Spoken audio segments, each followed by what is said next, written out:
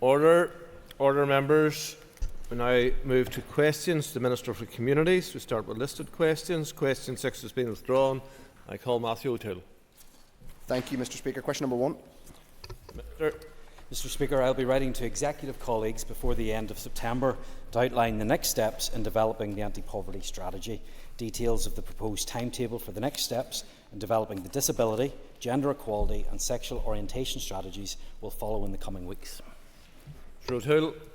Thank you, Mr. Speaker. Minister, we've now been waiting more than 7 months for meaningful progress on the inclusion strategies. A few months ago, whenever we had an opposition day focused on poverty, the opposition was dismissed and told that lots of work was happening in this area. But as of now, we haven't seen a single one published. We haven't seen the poverty and anti-poverty strategy, gender strategy, disability strategy, or strategy on sexual orientation. And obviously, we didn't get any of that detail about when they're going to be published in the programme for government. Can you be specific here today to give me dates about when one or possibly all of those will be published? Minister. Mr. Speaker, just because you don't see the work going on doesn't mean that the work isn't taking place, and that work has been happening. And as I outlined in the answer, perhaps he had already prepared a supplementary question before he'd listened to the answer to the first question. I was very clear in saying that I will be writing to executive colleagues before the end of September. I also don't accept what he's saying in relation to the programme for government. Although there is not a specific reference to the anti-poverty strategy, it is clear that in so many of the areas in which we are bringing forward work, those will all be used to tackle poverty. So, for example, getting good housing for people in Northern Ireland is a way to tackle poverty. Getting more and better jobs for people in Northern Ireland helps us to tackle poverty. Better educational attainment and indeed better health outcomes. All of these will contribute towards reducing poverty, and I look forward to being in a position to publish that strategy in the near future. But of course the member will understand that it will be subject to executive referral and approval. Ryan Kingston. Thank you, Mr. Speaker. And I wish to ask the Minister, given the rise in poverty with the cost of living crisis, will he commit to prioritising the anti-poverty strategy? Minister. Absolutely, Mr. Speaker. Not just because there is a legal duty on me, as there have been on all of my predecessors since 1998, but this is an issue that we need to tackle. It is something that we need to see real progress on, because too many of our people are out of work, too many of our people are living in poverty, and we need to do everything in our power to change that. That's something that I am committed to doing, and I'm taking concrete steps to make sure that greater progress has been made on this issue than at any other time in the past. Shamra Holland.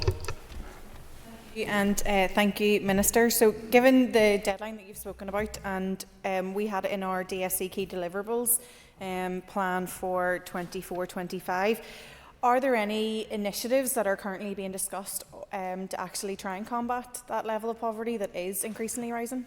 Minister.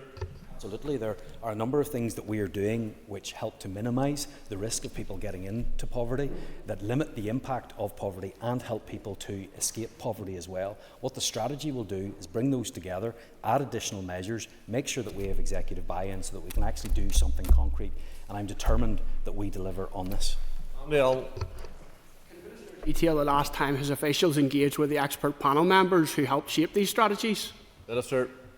Mr. Speaker, it is important that we have that coordination and that we listen, and it will certainly be my intention to make sure that the strategy is viewed and that we have further time for input on the strategy as well. In reference to the specific date, the member will forgive me, but I don't have that detail, but happy to provide it to him. Gildernew. Question 2. Minister. Mr. Speaker, as I said when it was announced, restricting the winter fuel payment will have a detrimental impact on many in our society. For those who are well less off, it creates an additional financial burden and comes amid a range of cost of living pressures. I have already made it crystal clear to the Secretary of State for Work and Pensions my opposition to this decision, and I have outlined the impact it will have on people in Northern Ireland. A household is considered to be in fuel poverty if it must spend more than 10% of its household income on all fuel use. And the last House Conditions survey identified the types of households most likely to be impacted by fuel poverty. And this reported that 31% of households with one or more people of pensionable age are likely to be in fuel poverty. This rate increases to 38% of households headed by a person over the age of 75. Given the decision to move the annual winter fuel payments to a means-tested system, the fuel poverty strategy will aim to minimise the impact of this change on pensioners at risk of fuel poverty in Northern Ireland. And we will analyse the impact of the removal on pensioners who are above the threshold and income-related benefits and are susceptible to fuel poverty. Mr Gildernew. And thank you, Minister, for that. Can you outline, Minister, given the amount of rural properties that have been identified with that crossover, what steps you can take or are considering taking to mitigate for rural homes which don't have access maybe to gas and other forms of heating? Minister. Mr Speaker, it absolutely is the case that rural homes are affected even more by fuel poverty, and it's something I think I addressed in my response to Deborah Erskine last week, actually.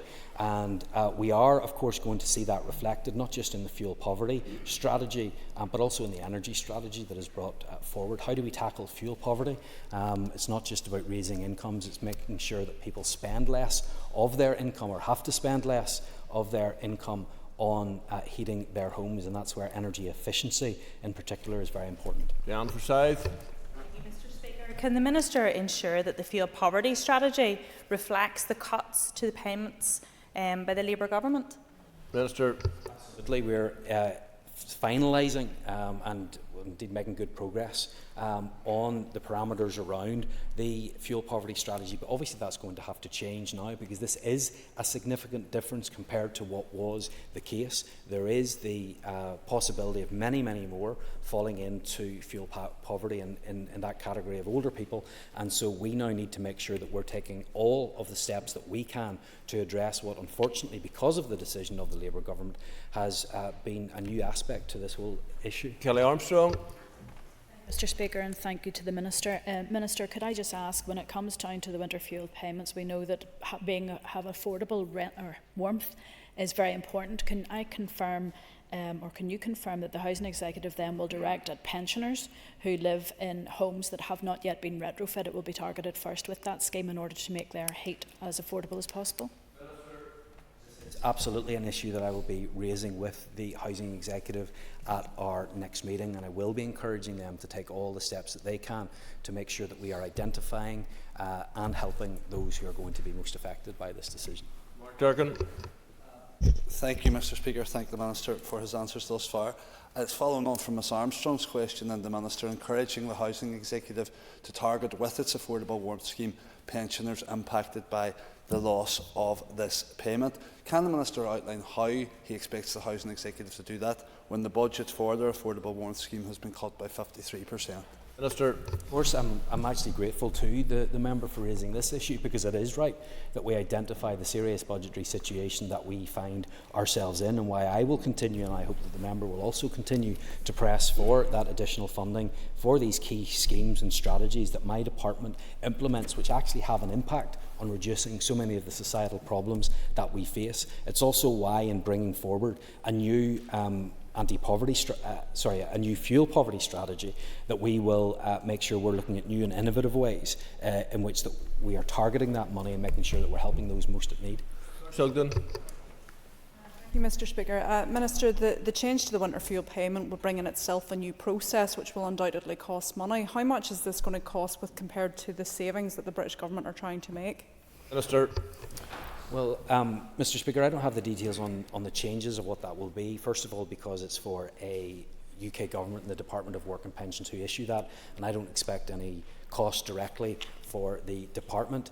I think that the savings are probably going to be fairly limited overall, and in terms of the additional expense for the system, I think it may just be about pressing one or two buttons and changing it, so I hope there won't be any additional expense to it. However, what is clear is that this decision will have further ramifications. There may be a saving in terms of Northern Ireland of around £44 million, but I believe that that will end up costing us a significant sum of money, because I do believe we'll see an increased number of people who have to visit their GPs, or perhaps are even hospitalised because they no longer have the ability to heat their homes in the way that they have before, and that is not only shameful, but it's not very clever. Jerry Carl. means testing obviously means hundreds of thousands of people will lose out. What work has the Minister or his officials completed to recognise the benefits of the universality of public services and public support such as the winter fuel payment? Minister. Well, the first part of the member's question just demonstrates that he doesn't listen. He claims that it was a decision for Stormont, but when we do not have the finances in order to keep the scheme going, to make that payment universal, and when we don't have the means to do it without having access to the DWP system, I don't really see how it can, the blame can be put at the door of the executive when we didn't have the ability to do those two things. But I am committed to doing what I can to make sure we support those who are in need. Blair. Mr. Speaker, question number 3. Minister. Mr. Speaker, I'm in the process of finalising the housing supply strategy, and it remains my intention to bring it to the Executive for its consideration shortly. Publication will be dependent on any forthcoming approval by the Executive. Mr. Blair. Thank you, Mr. Speaker, and thank the Minister for the answer. Can the Minister at this stage give any detail on discussions he's had with the Department of Infrastructure regarding the reform of the planning system or with the Department of Finance in relation to budgets to ensure that the housing supply strategy can properly be implemented? Mr. Speaker, I have had conversations with both the Minister for Finance and the Minister of Infrastructure. There are important issues raised here. First of all, planning is one of many issues that affects our ability to build homes, and I think that there are a number of ways in which we need to look at the way that we operate our planning system, in particular around response time from statutory consultees, and it was one of the issues in particular that I raised with the Infrastructure Minister, and the need to make sure that there is a way in which we can encourage the responses to come as quickly as possible, and if necessary perhaps we need to go beyond encouragement at times on those as well. In regards to the Minister for Finance, I have of course in many meetings that I have had with her emphasised the need for more investment in our social housing budget. I believe that it is incredibly important so that people can have a safe, secure and warm home, that we have the funds necessary to continue with the social housing development programme at the pace that we require, and I hope that those conversations will produce fruit. Ross Bradley. Mr. Speaker, can I ask the Minister in relation to housing supply across the regions, especially with infrastructure and water and sewage, what are the most important actions the Minister believes can be taken to improve housing supply right across Northern Ireland? Minister. Mr. Speaker, there are many actions that we can take to ensure we have that greater supply of homes in Northern Ireland. In terms of the private sector, yes, absolutely, we need to look at the availability of land, we need to look at planning on land, we need to look at water infrastructure. All of those are important. But I will say this, one of the single most important things that we can do is see that change required in the housing executive and on its borrowing powers. The word game changer is used all too often and often inappropriately in this place, but I believe that in terms of housing supply in Northern Ireland, the revitalisation programme of the housing executive truly would be a game changer and would significantly change our ability to build the houses that we so desperately require in Northern Ireland and bring us into line with the other housing associations in England and Wales, for example. I have had conversations with the Finance Minister and with other executive colleagues about this. I believe that there is the support necessary for us to get these changes made and to get agreement from the Treasury, and I think that truly would be a game changer. Justin McNulty. Minister for his answers thus far. Minister, what hope can you give to the 47,000, I'll say again, the 47,000 people on the housing waiting list, given you've confirmed that only 600 social houses will be built this year? And Mr. Speaker, I hope the member was listening to the previous answer that I gave, because we are in a very constrained budgetary position. Even if my budget were to be doubled, it would not put us where we need to be in terms of building the number of social homes. So we need to look at alternatives. That's why I have brought forward the intermediate rent programme, which can make a difference. It's why I am pushing for the revitalisation programme of the Housing Executive to be able to go forward. Those are two examples of things that can make a difference, and I'm determined to pursue them. John Buchanan. Minister. Mr. Speaker, I believe that this was going to be linked with question 13. Yes, thank you. The Northern Ireland Football Fund will provide investment for football at all levels. It's a key priority for me, and I'm committed to moving forward as quickly as possible, and my officials are continuing to push forward at pace. I want to roll out the funding as quickly as possible. However, it is important that funding is disbursed in a fair and transparent manner. I expect the first projects which will be taken forward under this fund will be identified by the end of this financial year. Mr Buchanan. Thank you, Mr Speaker. Thank you, Minister. And can I thank the Minister for his visit to West Tyrone in July, where he did see at first hand the tremendous work being done amongst the children and our young people in West Tyrone by the football clubs. But can the Minister ensure that grassroots football remains a commitment for the Northern Ireland Football Fund? Minister. Yes, it is critically important that we invest in grassroots infrastructure in Northern Ireland. Yes, of course, there is a huge need at performance level as well, but grassroots can't be forgotten. I appreciate and thank the member for his invite to West Tyrone. And like so many other clubs that I've visited right across Northern Ireland, you see the importance that they play in the local community and how they're helping more people get more active more often, which is a key priority in my department. And I can assure the member that I'll be doing everything that I can to make sure we get that funding out to those that need it. Lord Elliott. Thank you, Mr Speaker. And I thank the Minister for the answer, just to declare an interest as being a chair of a NIFL football club. And I do welcome the Minister progressing the Northern Ireland Football Fund. But there was a business case fund launched by his department last October, which seemed to form an element of the Northern Ireland Football Fund. And I'm just looking for an update on that, and if any clubs have progressed through that process yet. Minister. Yes, he will be aware of the first 10 clubs that were able to benefit from the business case funding.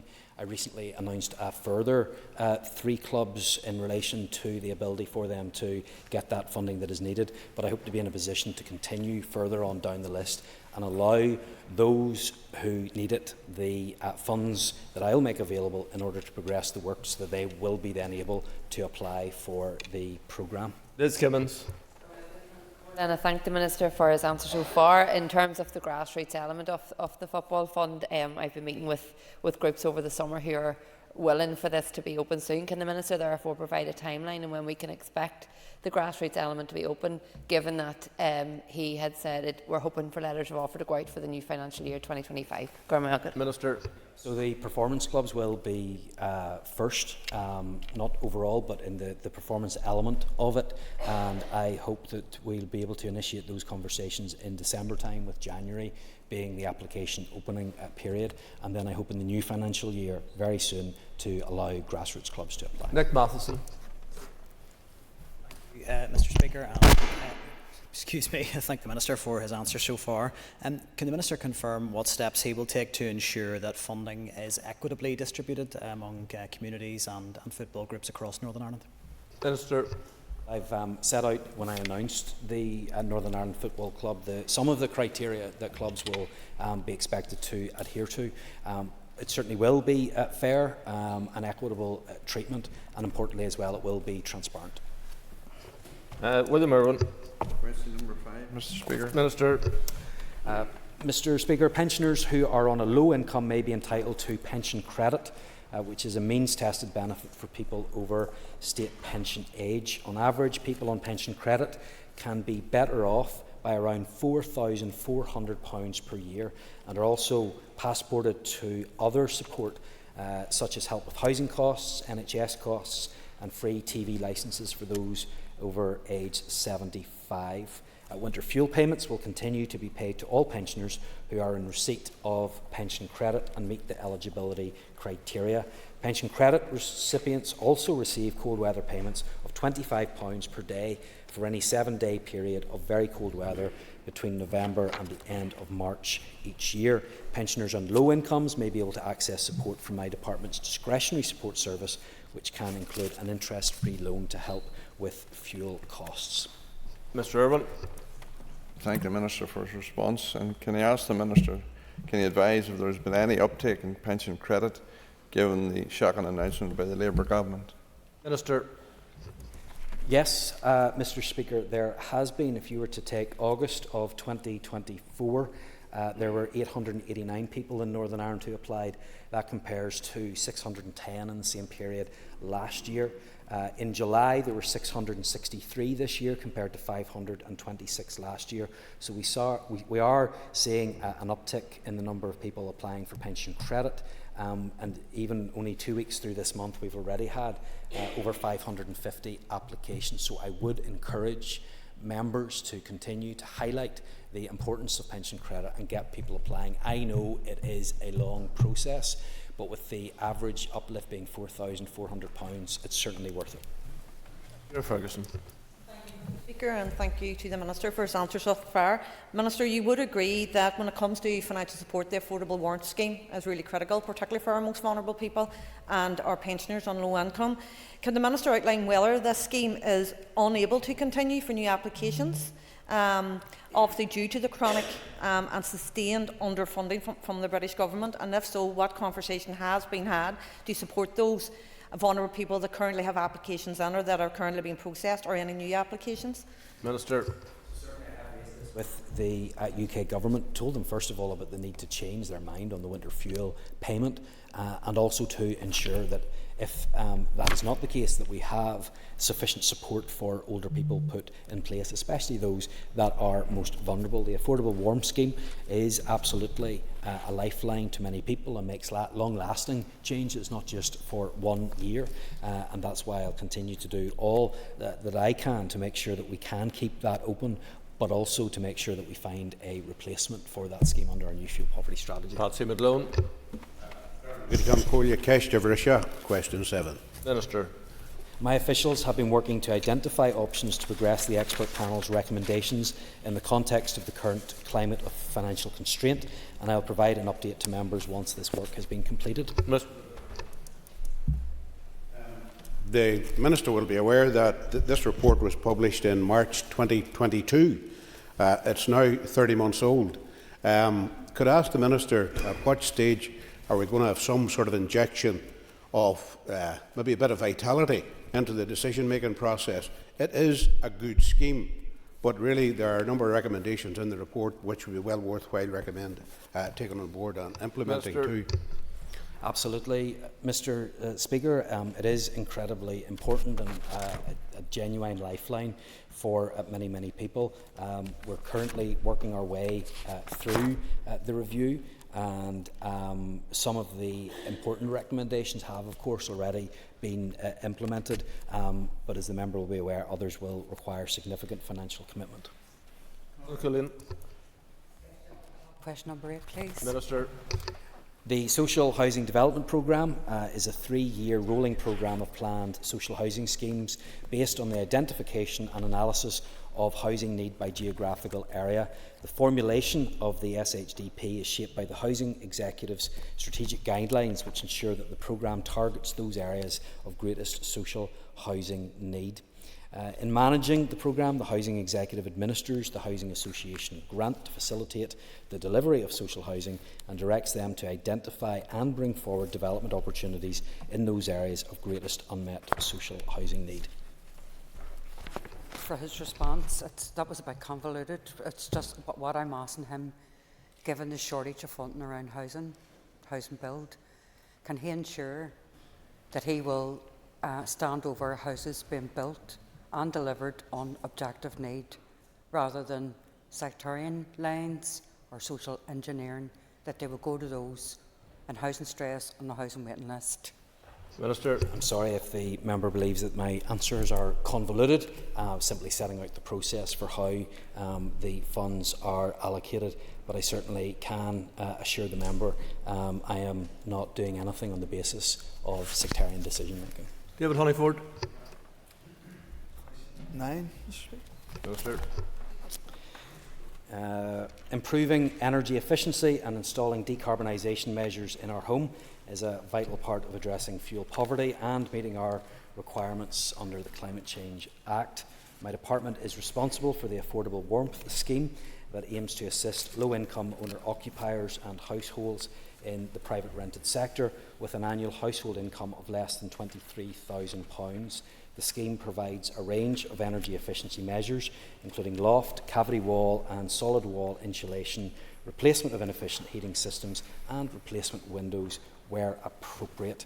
My officials are currently in the early stages of developing a new, more ambitious fuel poverty energy efficiency scheme for low-income households to replace the current affordable warmth scheme, which ends in 2026.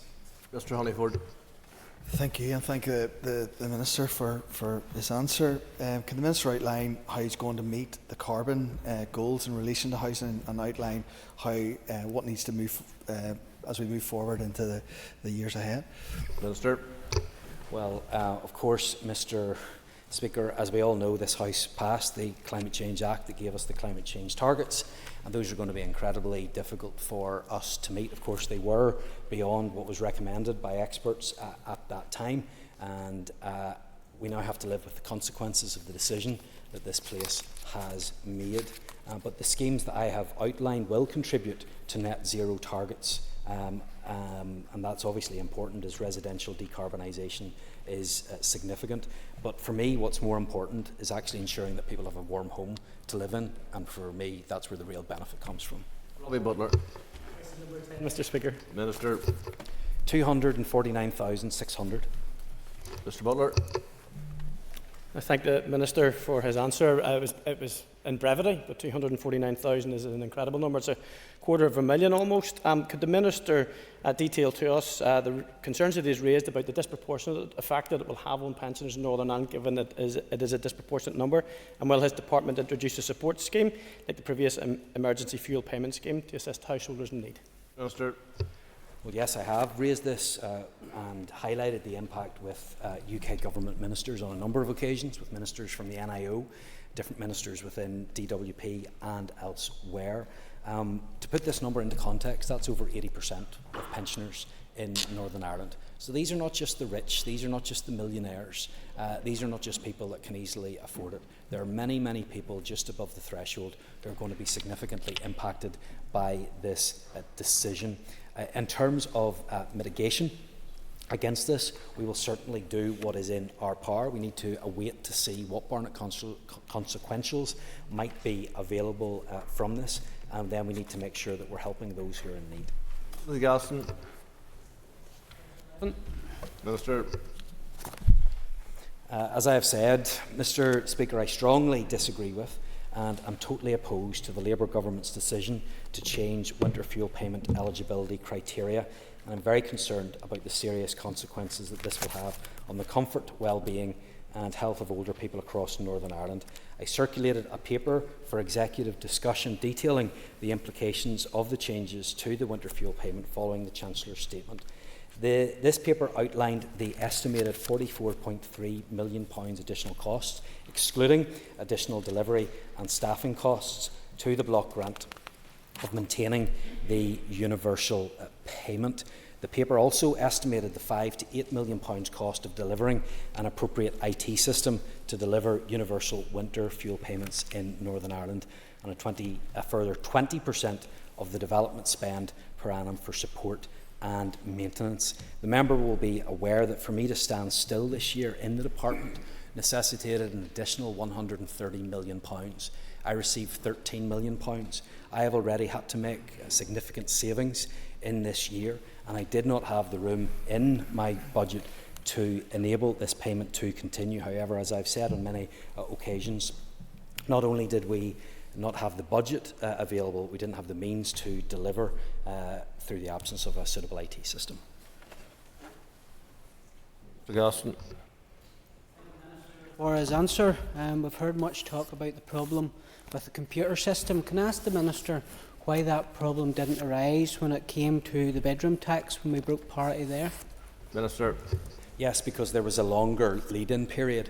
Currently, the DWP are changing their system to allow for the changes that are taking place across the whole of the United Kingdom, and they did not have the capacity to allow us, and we asked, and the indications that were coming back were that this would not be possible.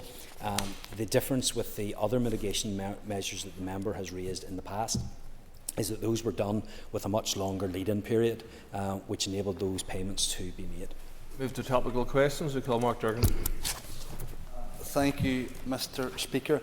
When and how did the Minister learn of the UK Government's decision not to fund the Casement Park project?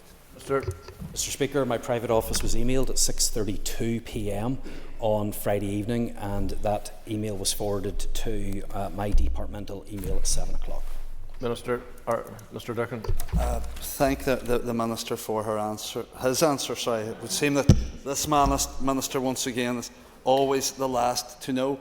Given that we've heard in a statement just before question time from the Finance Minister that her officials learned on Wednesday that the British Government was to pause its funding commitments, does he not think it odd that, as Minister responsible for this project, he wouldn't be informed of that decision until more than 48 hours later? Minister. Well, Mr. Speaker, I can only reflect to the House what it is that actually happened in terms of the timings of this decision. What I will say is I think that it is inappropriate what has taken place with the government, to put it mildly, over the last week in terms of announcements that are made. I think that it is right and proper that the ministers are able to answer questions on this, and that they are able to speak to the media as well. And of course, neither of these things happened. Jerry Carroll. A lot of hand-wringing to try and distance you and the executive colleagues from the decision, your decision on the 30th of August at 3:30 on a Friday afternoon to try and cut the winter fuel payment. Maybe it's guilty conscience, I don't know. Do you regret making that decision? Minister. Mr. Speaker, I did communicate that with members as soon as I was in the position to do so. The urgent procedure request that I was granted was delivered to me, and I informed the Assembly as soon as I could. In terms of my own role in all of this, we were given the facts by the UK Government, and we were told of the changes that they were going to put in place.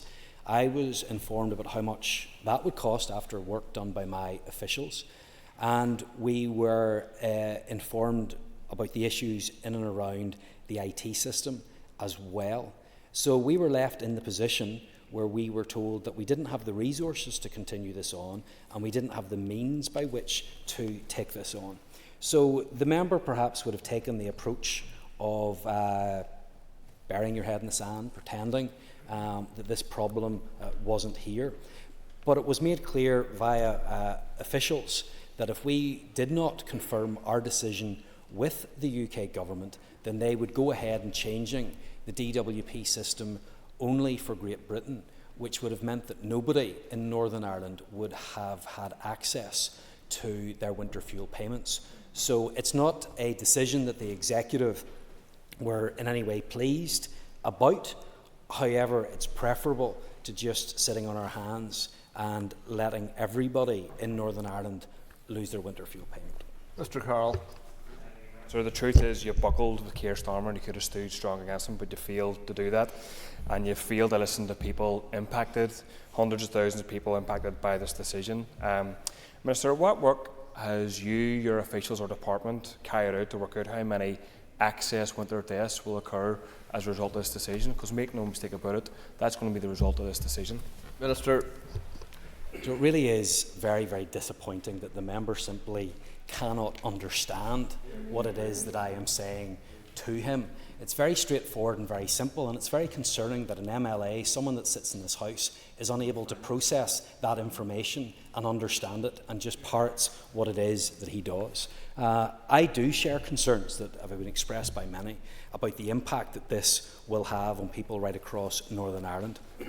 This decision was sent to us with the decision by the UK Government was given to us at very, very late notice. We did not have time to put in those sorts of assessments, but unfortunately, neither has the government. I don't think it's because they didn't have time. They haven't bothered. They haven't bothered to put together an impact assessment on how this will affect the most vulnerable in our society, and I believe that that is shameful. So I'm actually going to do everything in my power to make sure that we can get extra funding where available, where we can support those that are in need, that we will use our existing programmes to support people. Unfortunately, in Mr. Carroll, we have a member who doesn't even understand the process. Harry Harvey. Thank you, Mr. Speaker, and thank you, Minister. Minister, what plans do you have to ensure that we adequately celebrate and recognise phenomenal achievements by all our Northern Ireland athletes at both the Olympics and the Paralympics? Minister. Well, I'm grateful to the member for the question, and I know that he has an interest in this, with a gold medal winner coming from his own constituency, and I was delighted to be able to celebrate with Rhys and Jack and others that evening. And I'm pleased, Mr. Speaker, to be able to say that there will be a celebration event for all of our athletes, as well as not just those who were medal winners. It's absolutely right that we celebrate their achievements, and that event will be in the SSE arena. And Mr. Speaker, I may even invite all members here as well, so that we can all celebrate together. Mr. Harvey.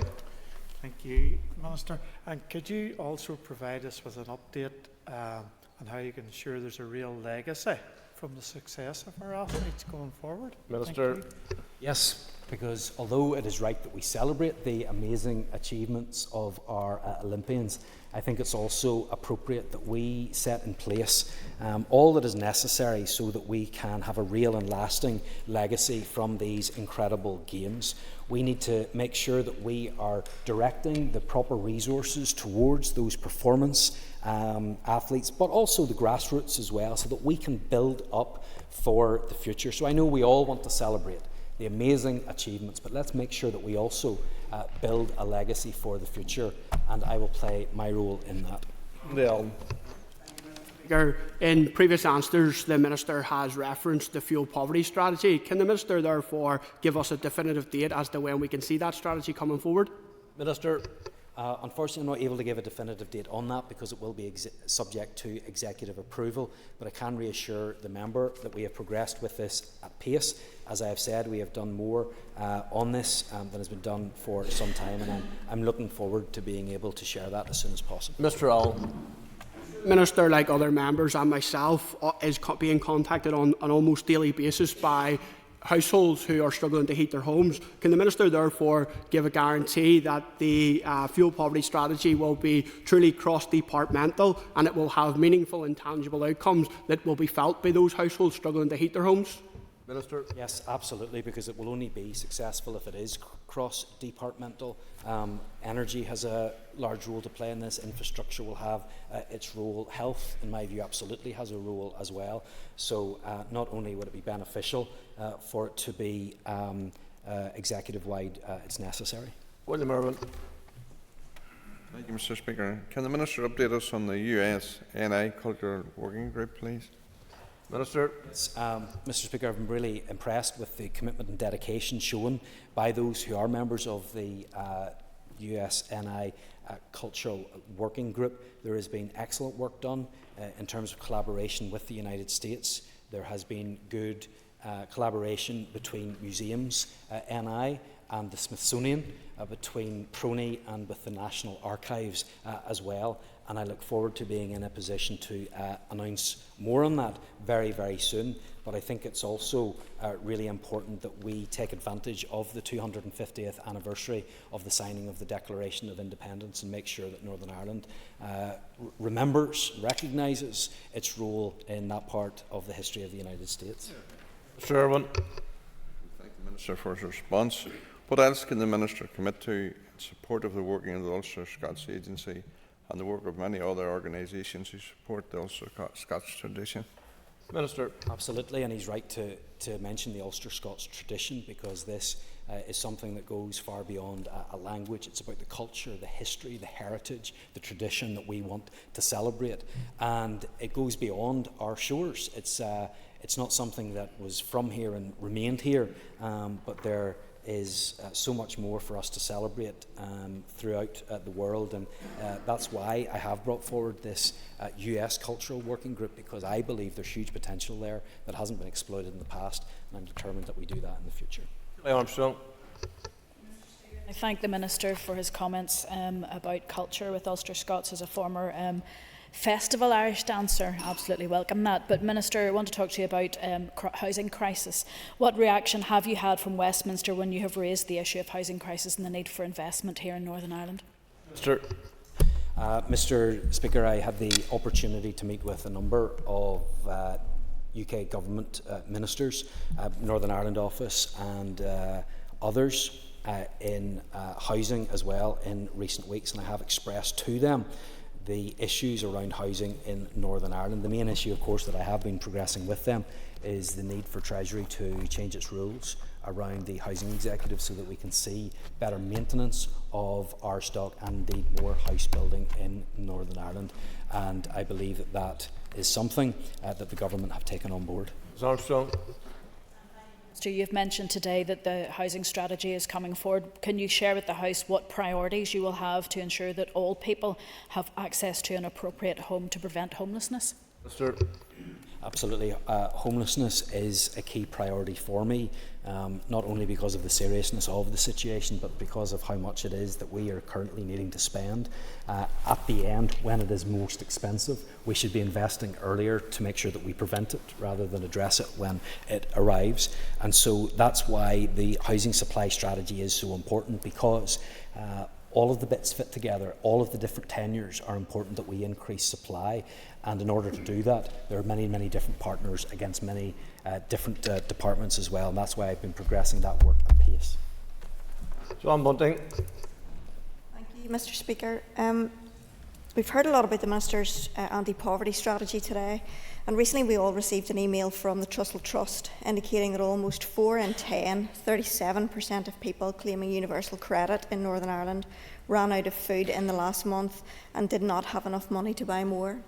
Could I ask the Minister, with regard to his strategy, we often deal with the effects, but what action is he taking to deal with the cause of poverty? Minister. Absolutely right that the member raises this issue. My department does significant work in tackling the impact of poverty, but that's not good enough anymore. We need to tackle the root causes of poverty, and there are a number of issues that we've discussed before.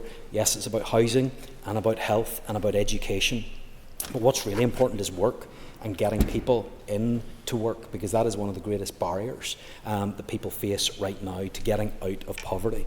And that means we need to be in a position where we are giving that tailored support where necessary. And I've raised this with the government and given them examples of where we really have been able to make a difference.